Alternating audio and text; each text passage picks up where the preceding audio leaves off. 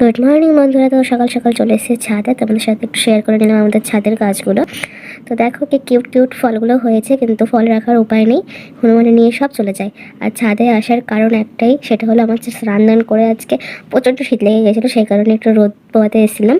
তো যাই হোক, রোদ পোহাবার কি নিচ থেকে ডাক পড়ে গেছে যে নিচে আসার একটু দরকার আছে। তো দরকারটা এটাই ছিল যে কালকে আমাদের বাড়িতে মায়ের পুজো আছে, তো সেই কারণে মাকে আজকে সাজাতে এসেছিলো। আর আমরা আগের বছর ভেবেছিলাম যে একটা মাকে শাড়ি গিফট করব বলতে গিফট দেওয়ার ইচ্ছা ছিল। তো যাই হোক, সেটা আর আগের বছর হয়ে ওঠেনি। তো এই বছর আমরা দেবো নাকি সেটা জানার জন্য মা আর কি ডাকছিলেন। তো যাই হোক, আমি তাড়াহুড়ো করে নিচে গেলাম। নিচে গিয়ে দেখি যে ও ঘুমাচ্ছে, তো ওকে কোনো রকম ডাকলাম, ডেকে দুজনে তাড়াহুড়ো করে রেডি হয়ে বেরিয়ে গেছিলাম, কারণ হাতে একটু টাইম ছিল না, কারণ সাজাতে তখন চলে এসেছিলো অলরেডি। তো যাই হোক, কোনো রকম রেডি হয়ে বেরিয়ে গেছিলাম। তোমাদের শাড়ি কিনতে যাওয়ার ক্লিপটাও দেখাতে পারিনি, তো একেবারে শাড়ি পরানো হয়ে গেলে তোমাদের দেখাচ্ছি।